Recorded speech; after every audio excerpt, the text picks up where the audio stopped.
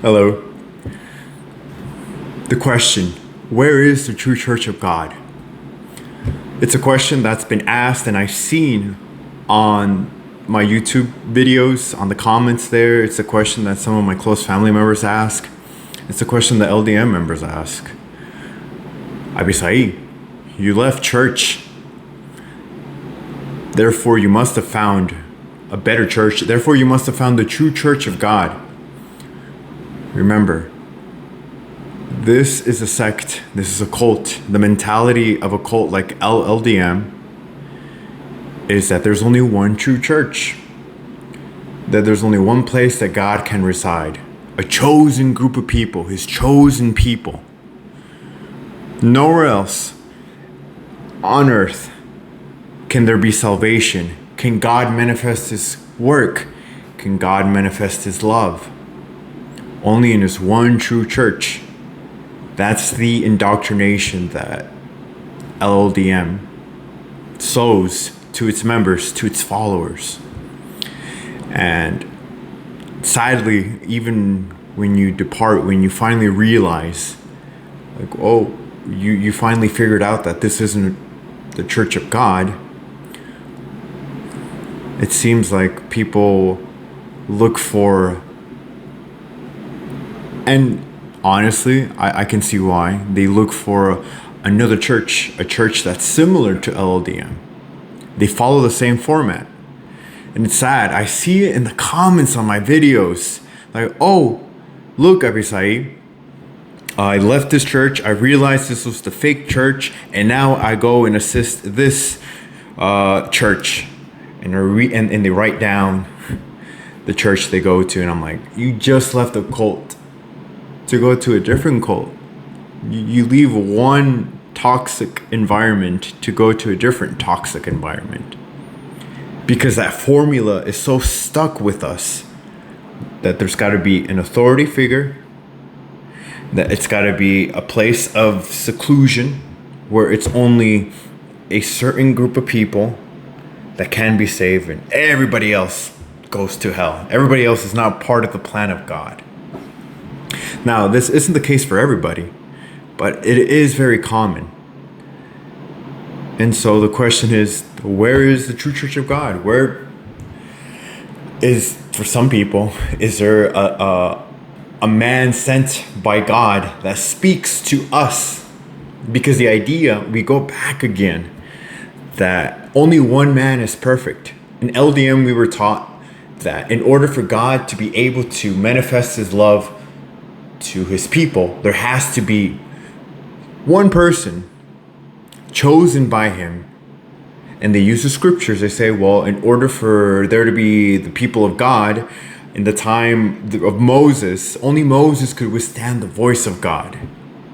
They start using the scriptures, and it's not just LDM. And again, we go back to the people that leave this cult to go to a different cult. And I think the important thing is, hey, you realized that there was something wrong with this church. It wasn't immediate, maybe for some, but for the most part, it wasn't like, okay, years of programming from the indoctrination of this church, of this sect, from the leader to its ministers to its members. It's not from one second to the next. It takes time to deprogram ourselves. It's still taking me time to leave the, what would you call it? The lines, the links, the things that still attach us to what is the programming of LLDM. It's a long process. But I don't want people, and it's the reason why I make these YouTube videos, sharing my experiences. I'm not here to preach there is a true church of God. There is a church of God. That and there is a place that there is an apostle, or there is a place that there is a leader that speaks with God and talks to his church, a message from God. Hey, God spoke to me today and he said that we got to do this, this, and that. The idea that there's only one person that can be perfect is toxic. No one in this entire globe is perfect. We're human. We're flesh and blood. We make mistakes. We either learn from them or continue making those mistakes. The idea that we can reach perfection is part of the doctrine of LLDM. This is why and you hear it often for the people that were born and raised or know a little bit of church of LLDM. You hear this phrase a lot during the time of Holy Supper, during the time of the month of August in preparation to receive the bread and wine, the body and blood of Christ. Oh, how I wish God could take me right now after taking the bread, the wine. Because in LDM we were taught that after taking it, as one is supposed to, according to them, doing it with dignity, at that moment, at that time, with the intersection of the prayer of the apostle, with the intersection and the authority of this so-called apostle, your sins are saved. Even Samuel in a song would say, oh, how we wish, and we would also agree with them too. Oh, how we would wish that God can take me right now. This is the moment that he can take me where my sins are there is no sins. I'm clean. I'm free of all sin and bad thoughts. I feel like a newborn. This is the time that God should be able to take me. This is the perfect time. Take me now. All these phrases that we would hear, please take me now. The idea of perfection is in terms of without sin, without fault. We're humans. We can grow. We can learn and grow, and there's always something to learn, something to grow, there's room to grow. There is no true church of God. There is a difference between cults and religions, although there is an ongoing joke that, a religion is just it started as a cult, and because it lasted so long, it became a religion. But there are differences between a cult and a religion, because in a cult, you're not allowed to question the leadership. Once you leave it, you're shunned, and we all know this. Most of you who have left and have told your family members, your friends who are from church, anybody from church, more often than not, almost always, they'll shun you. They'll take it. Fortunately, my family's still the ones that still believe. We still talk. During the time I had social media, people unfriended me, blocked me, stopped talking to me, etc., because that's how we were raised and taught, that if there's someone who doesn't believe and speaks bad about the church and the election, cut him off. We heard Gilberto say it in the Holy Supper, that comparing the people who left church and speak bad about it as gangrene, as cancer, as Ebola. That's how they view people who leave a cult. And it's not just LDM, other places too, other sects, other cults that function the same way, operate the same way as well, with this kind of mindset. You're either with us or you're against us. There's that division. And I want to say, for those that have questioned or are questioning, there's a reason why you started questioning. There's a reason why that you started using your head. You started reasoning, hey, something's not adding up, one after another. For me, I was raised in this church, and I was taught that if there's one imperfection in this doctrine, then it's not of God, because God is perfect. God is pure. God is love. I mean, that's how I was raised, to believe that in God and in his people, at least in his doctrine, it's all perfect. In the election as well. Because once a man of God is elected, called upon for his apostleship, for his mission to start, from that time forward, he cannot be of sin. I was taught and raised, the doctrine starts changing all of a sudden as of recently after his arrest. It isn't something that is really spoken amongst the ministers, the bishops. But you start hearing it from members. Members are like, well, okay, maybe an apostle isn't perfect, but this is still the true church of God. You just changed the doctrine. I was taught that you can't do that. The doctrine is permanent. The word of God is forever, according to LLDM. And I know for many people it's a struggle. It's you're in a moment of loss of what do I do? Where do I go? Who do I pray to? Is there a true church of God? There's all this so much going on, because you reasoned and you figured out this bubble bursted, right? You just oh no, this isn't the truth. There's something wrong. And I understand that pain, that mental pain. And it's why the message is to please take care of yourself, your mental,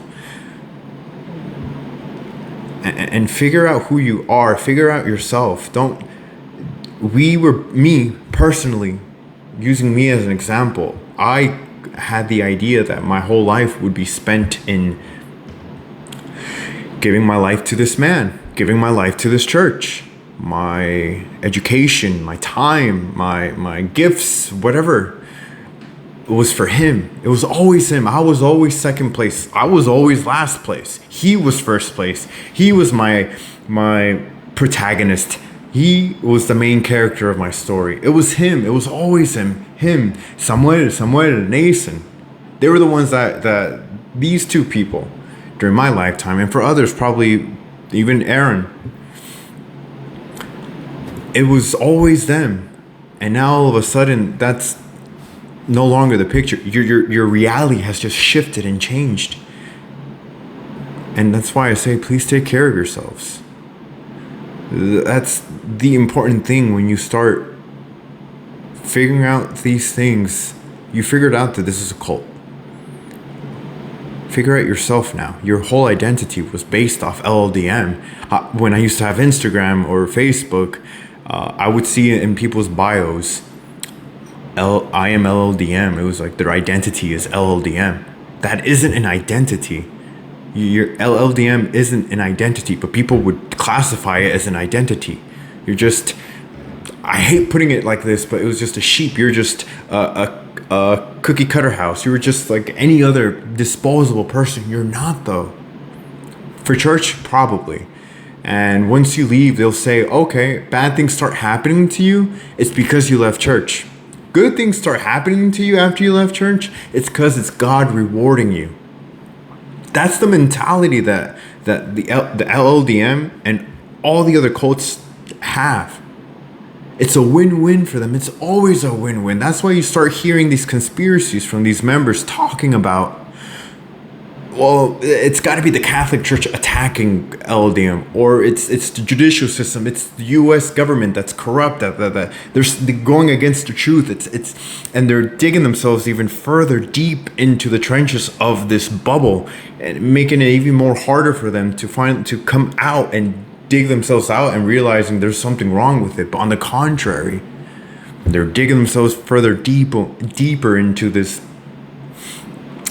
bubble that LDM is, the LDM was to me.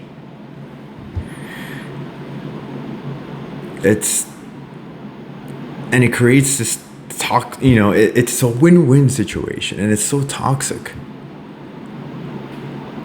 There's nothing wrong with seeking help, with figuring out yourself. Therapy, it's not for crazy people. There's this bad stigma. It's not.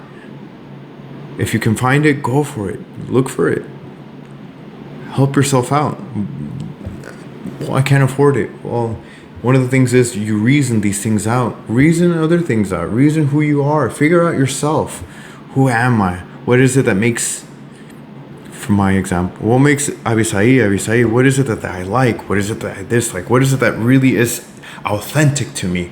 Who am I really? What is Abisai? Who is he genuinely? What is it that makes him him?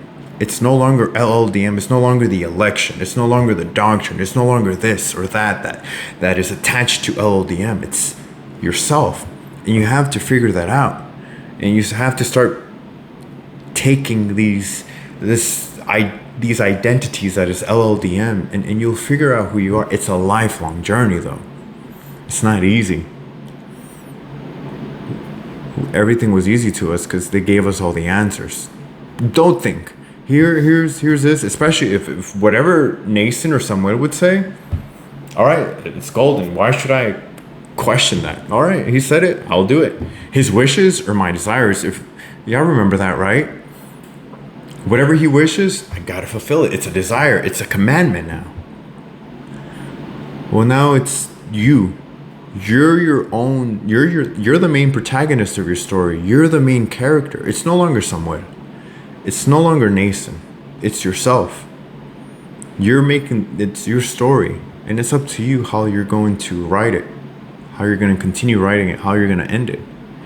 It's a lifelong journey. It's still a journey for me. It's not easy. I used to, when I wrote my post of on Reddit when I came out for the first time, saying that I no longer believe. The title of it was like "Ignorance is Bliss." For a long ass time, I was like, I wish I really remained ignorant. I wish I didn't really know all this. I was a little baby, a little kid. I didn't want to know all this. I didn't. Let me stay ignorant. It's easier. It's better that way.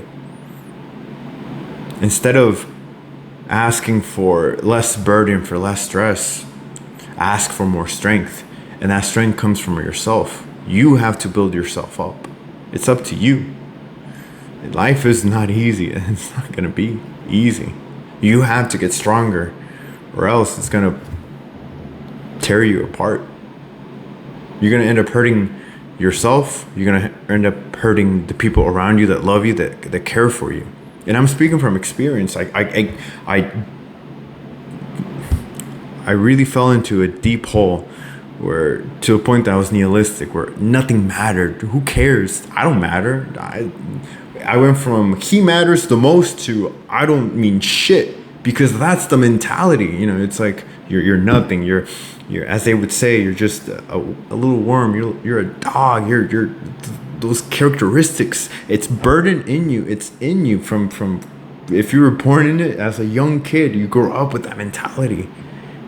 You're punching yourself. You're hurting yourself. I ended up hurting myself. Those thoughts, the actions. It was there. It's still me trying to still dig myself up from there.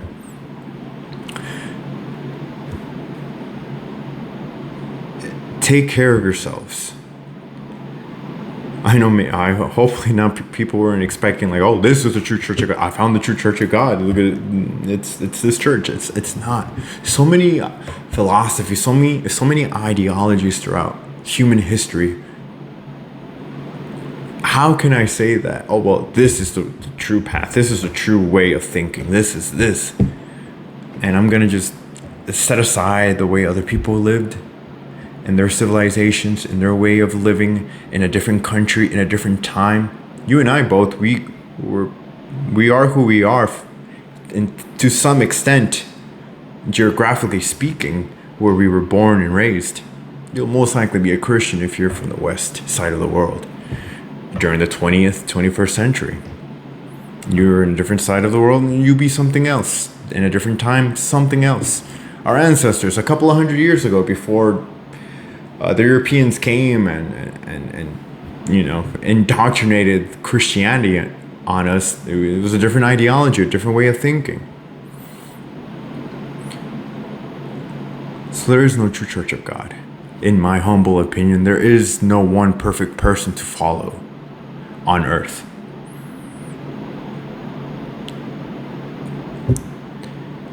Take care of yourselves. That's the message. Just take care of yourselves. I know I'm saying it to y'all, but I'm also saying it out loud to myself too, because it's been hard. It's hard, and because it's hard, I'm not gonna give up. There were several instances of that was the idea, the actions also, but I'm not gonna let them win. The idea, and then they're gonna see. This is what happens when you leave church. This is look. This is why we're the true church of God. Look what happened to him. And it's sad to say that in a few years, when they see that church hasn't prospered, hasn't grown, some members are gonna continue digging themselves up. Oh, well, we're the true chosen group of people. We're actually the true chosen group of people. He was never part of the plan. She wasn't part of the plan. I see those comments on YouTube. I don't reply to them. It's just a waste of my time and energy. But I've seen those comments. The comments go, simply he was never part of the plan. Like, I can give you all the reasonings, and at the end of the day, I can give you the facts, and they'll be like, well, simply put it, you just were never part of the plan. That's it. You could say this and that, you can whatever, but you were just never part of the plan. It's like there's no factual statement behind it, nothing to try to combat with some civil arguments. It's just you just weren't part of the plan of God. It's that. Like that's why some people aren't going to leave LLDM. That's why people still stay in cults. They don't want to use their head. They don't want to start thinking. No reasoning. You figured it out. You're figuring it out. You figured out this is a bubble, and you're going to start figuring out there's a whole lot of other bubbles outside in this world. And you just want to take care of yourself. And that's the message. Take care of yourself. Help yourself out first.